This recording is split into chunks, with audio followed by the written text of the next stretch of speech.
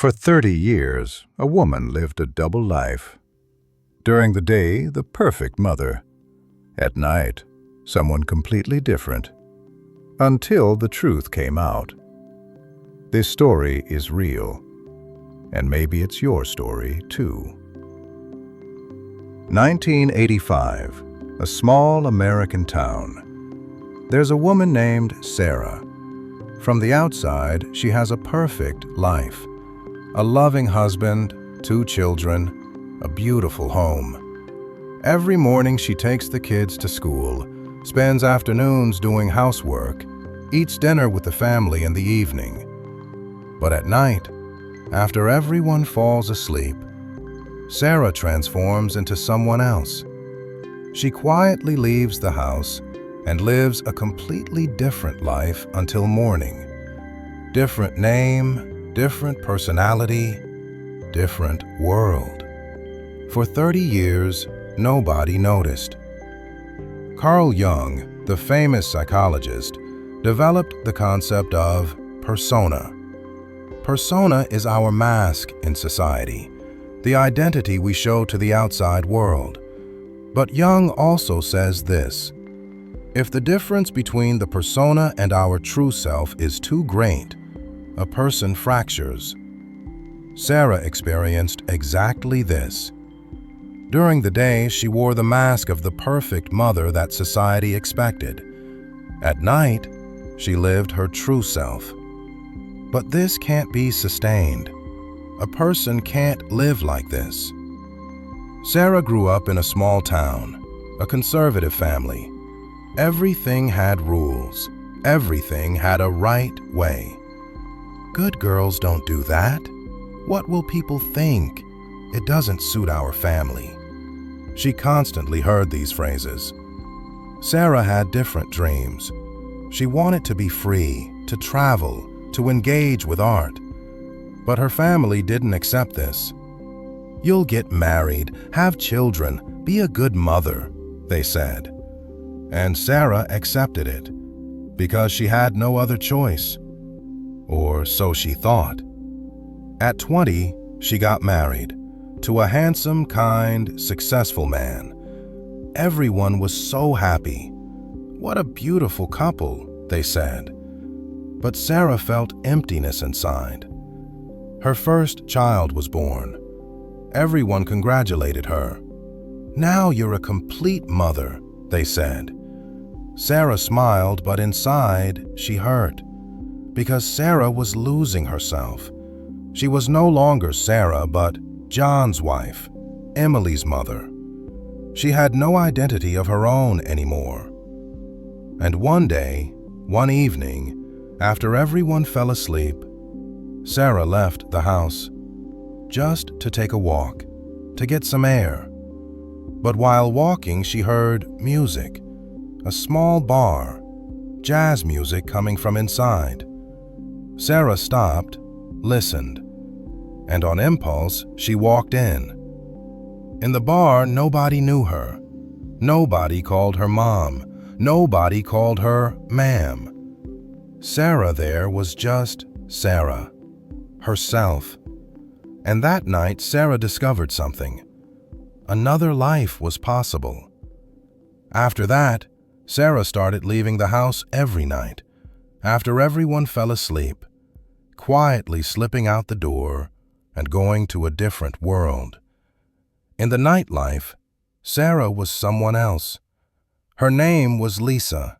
Free, bold, creative.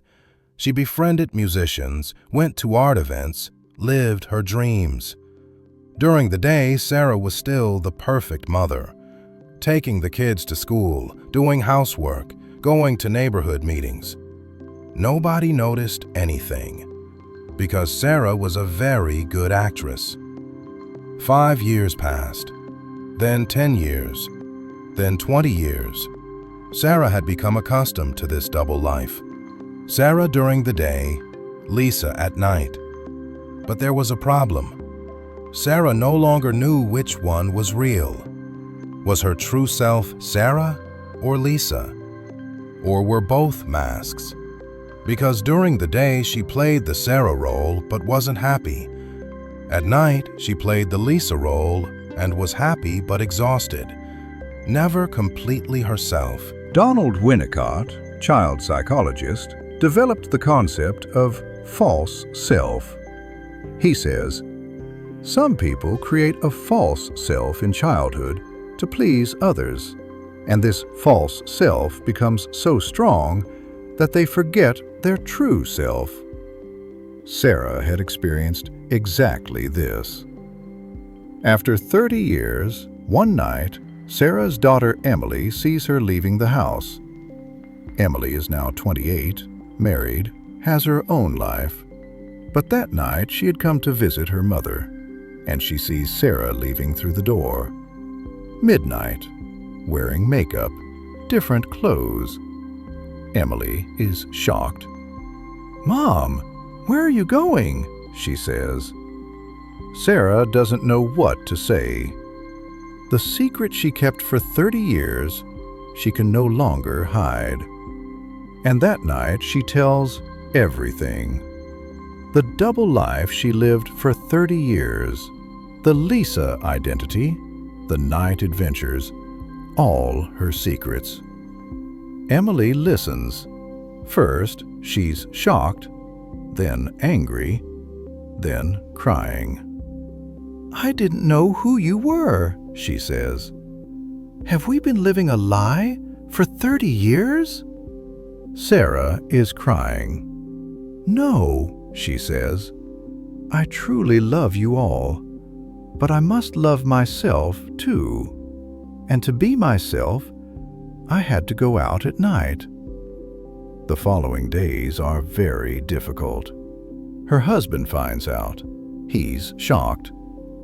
"Who are you?" he asks. "Who was I married to for 30 years?" Sarah can't answer, because she doesn't know anymore who she is. Does the family fall apart? No, but it changes.